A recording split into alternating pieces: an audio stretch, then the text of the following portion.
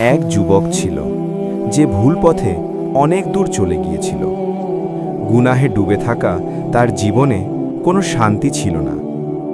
একদিন গভীর রাতে রাস্তা ধরে হাঁটতে হাঁটতে সে দেখতে পেল এক বৃদ্ধা নারী একটি ব্যাগের ভার সামলাতে হিমশিম খাচ্ছেন। যুবক এগিয়ে গিয়ে ব্যাগটি তুলে দিল।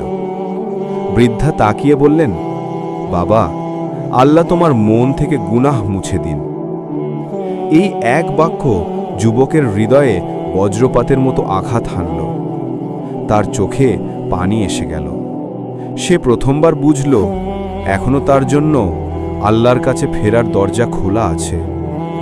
সেই রাতেই সে সিজদায় পড়ে কান্না করতে করতে বলল, হে আল্লাহ, আমায় ক্ষমা করুন।